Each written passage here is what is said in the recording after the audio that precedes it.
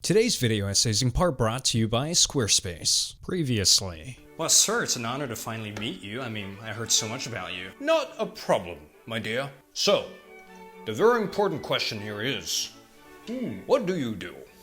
I'm a lit student, sir. Huh, a lit student? So you just sit around and you read books? Why should my daughter be with you instead of being with Spencer, the law student? And that is Jenny's dad. And this is my scared little friend Albert, the alleged literature student. And I have a confession to make.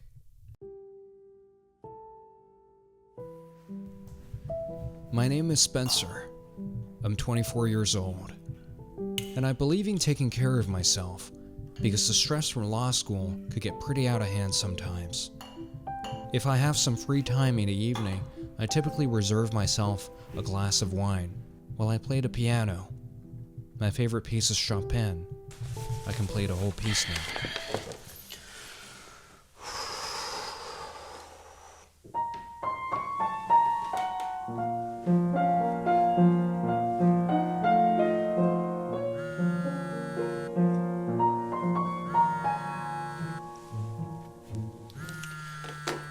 Ah, dear. Hey, Albert. What's up? Hey, Spencer. I just had dinner with Jenny's dad, and it was a total show. Oh, no. What happened, Shakespeare? Yes, that's exactly the problem. It was nice at first, but then when we got down to the business of talking about what I do for a living, he didn't like the fact that I studied literature. And listen, this is the most effed up part about the whole ordeal, all right? Jenny's dad said that Jenny should have married you because you study law and it's more stable. You know, maybe I should set you and Jenny up for a date. Look, I think you're overthinking it, man. I think Jenny likes that artistic flair of yours. Jenny and I are like oil and water. I'm pretty sure she hates my guts. Oh, I hope so. So, what are you doing now? Oh, I just caught a little break here and there and decided to play some piano. Oh, now you're getting a bit of that artistic streak in you? Nah, for me it's just a hobby. Look, Spencer, everyone's an artist, if you really think about it. To be honest with you, Albert, I could never ever be an artist, even if I tried. Artists, they all have this rebellious streak in them that I just don't have. Are you saying that I'm rebellious at heart? Spencer? Spencer? Spencer?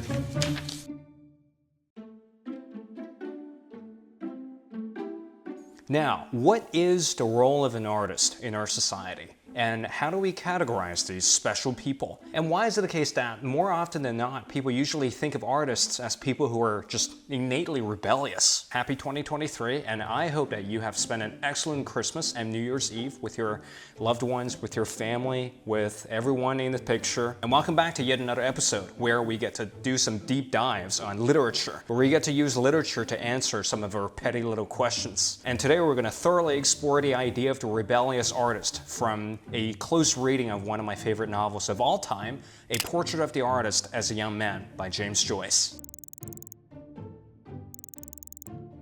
Let us start with a good old-fashioned summary of the entire novel, because this is a novel that's not too big, but it's not too small either. Portrait of the Artist as a Young Man is a loosely autobiographical novel written by James Joyce, and it was serialized in The Egoist in 1916. The novel traced the development of the main character, Stephen Dedalus, from when he was a kid who was prone to wetting his own bed to an adult who was fiercely rebellious and somewhat of an artist. And throughout the novel, the twists and turns of Stephen Dedalus's development, they were rendered beautifully into 5 different chapters. And each of these chapters are quite big because, well, 300 pages, if you combine them into 5 different chapters, you're looking at 60-page chapters right here. And in order for us to fully understand Stephen Dedalus's character, we have to start by asking the question of what is the role of an artist in our society right now?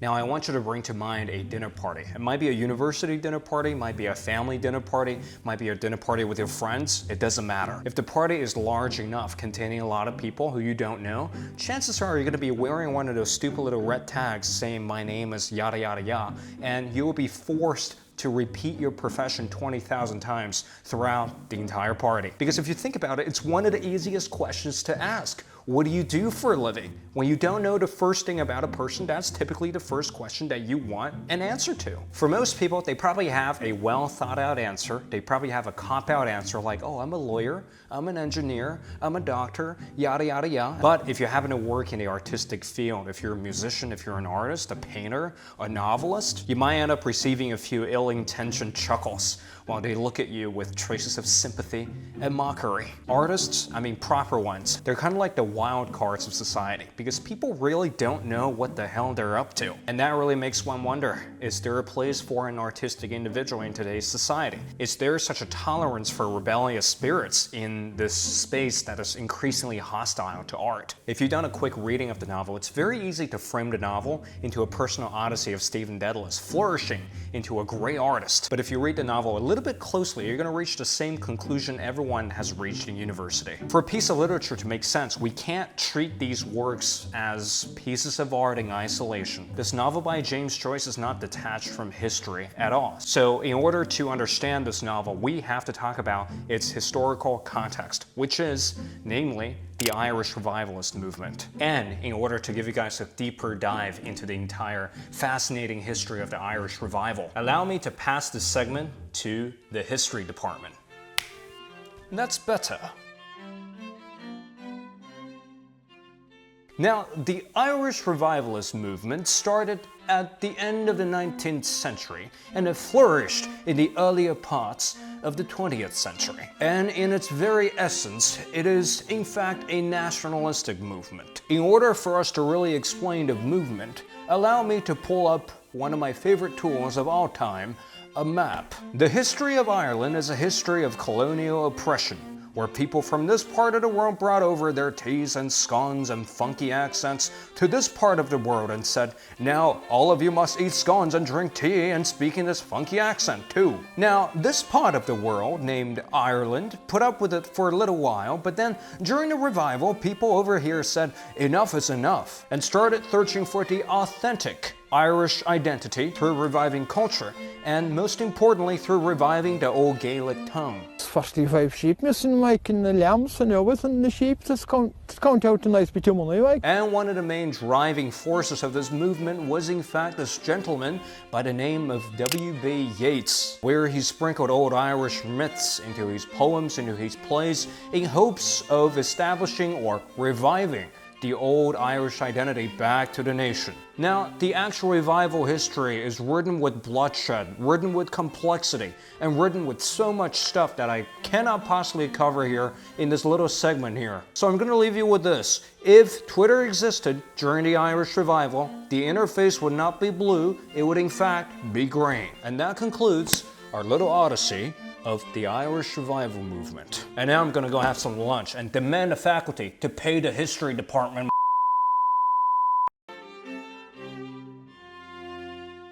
Now, if we turn our attention to Joyce's novel, it becomes abundantly clear that this entire novel was not just merely personal odyssey of Stephen Dedalus, the main character, but according to critic Seamus Dean, the novel is in a sense voicing the hitherto unrealized and unexamined condition of a race. For James Joyce, the role of an artist is actually to look below the dominant social movement at the time for a more original perspective. So, during Joyce's years and during Stephen Dedalus's younger years, if the Irish revival is this big movement that's occupying everyone's attention, then to be authentically artistic, to be an artist during this time is to look below the surface of the movement, to point out its contradictions in search of something more original and more artistic to say, or something more rebellious to do. And in that sense, to be truly rebellious is to question the status quo, even when the status quo masquerades itself to be something that's rebellious already. Stephen Dedalus's role in this novel is to question the revival movement and to draw his own conclusions. In the words of Walter Benjamin in his essay, The Life of Students, the role of a critic or an artist is to resist the role of submitting to a popular movement and to liberate the future from its deformation in the present by an act of cognition.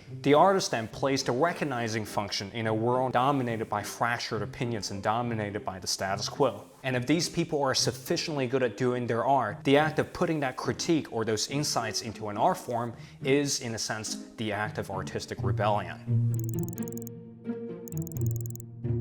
So after discussing the role of an artist in a sociological or political frame, now we have to talk about the actual making of the artist. So how does a person go from someone who's not a rebellious artist into someone who's able to express their opinions independently and rebelliously? As any artist would tell you, I don't care if they're a musician or they're a painter or they're a novelist, your first attempt at creating something artistic or mastering a craft is inherently terrifying. You're not quite sure if your first story is good enough, or you're not quite sure if that new album of yours on Spotify is really that good. Sometimes we might take security and comfort in the compliments of our loved ones and our family, but would be lying to ourselves if we deny the fact that the artistic journey is deeply terrifying. So here's the general trend of being an artist. A young and fresh artist typically starts from a place of timidity, and then after years of practice, they will slowly gain a sense of internal confidence and independence. And this is perfectly reflected in Stephen Dedalus' voice throughout the novel. Stylistically speaking, except the last little bit where it's actually written in diary entries,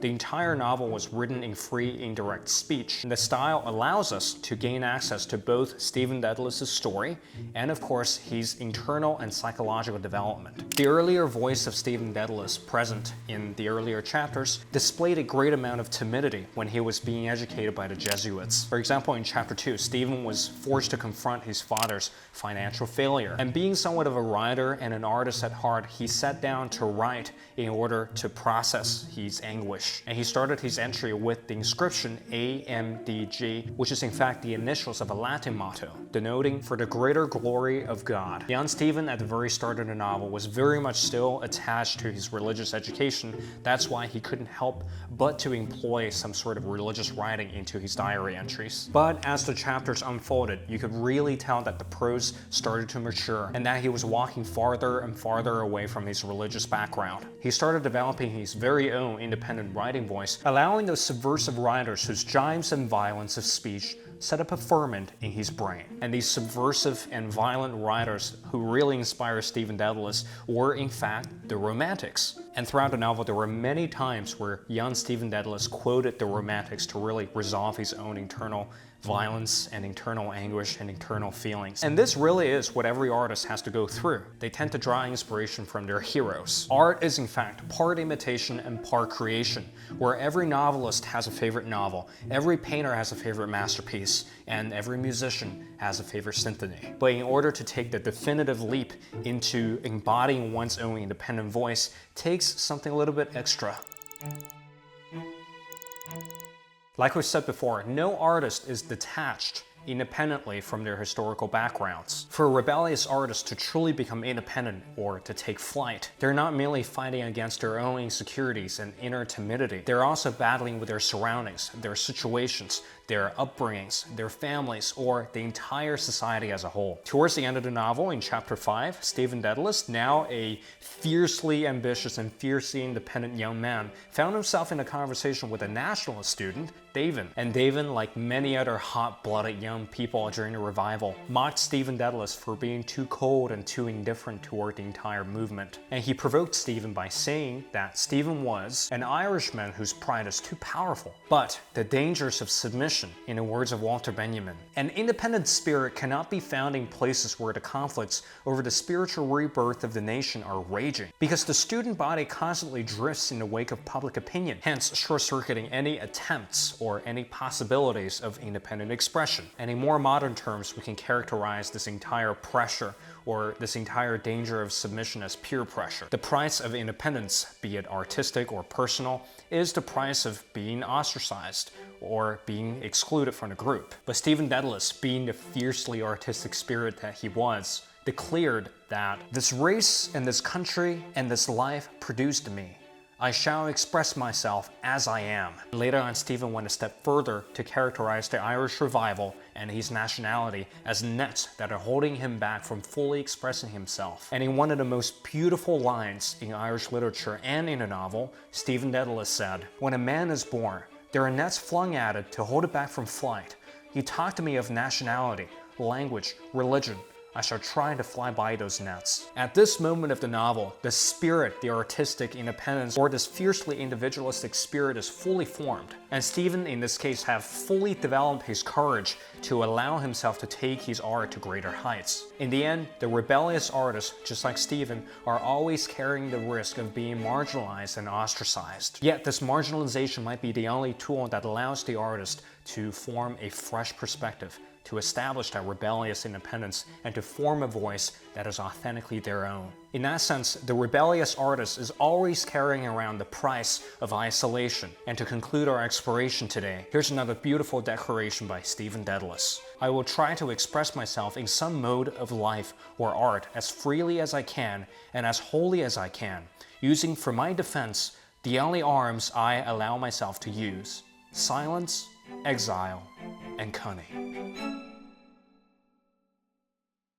Hello, and thank you for watching today's video essay. And today's entire video is in part brought to you by Squarespace. In short, Squarespace is a very beautiful and powerful online platform which allows you to build your dream website. And I personally chose Squarespace to design my own personal website, which you can check out in the description down below, because they feature beautiful templates alongside a feature which allows you to connect with your audience and connect with your members through gated member-only content. So if you're starting an online business or starting a blog and you want to communicate with your audience, then use their latest tool and communicate directly with your audience through email newsletters. All of this plus audience insights are packed within one very, very neat, all-in-one, easy-to-use platform. So if you want to start a community, if you want to start a blog, or if you want to start an online business, Squarespace is your go-to platform. Alongside their extension and powerful blogging tools, you can also display posts from your social profiles right on the site. So if you're ready to build a beautiful website, go to squarespace.com/rcwaldun to save 10% off of your first purchase of a website or domain. And again, thank you Squarespace for making this video possible and making literary education available to everyone. RC Waldun here. Thank you for watching today's video. Take care and goodbye.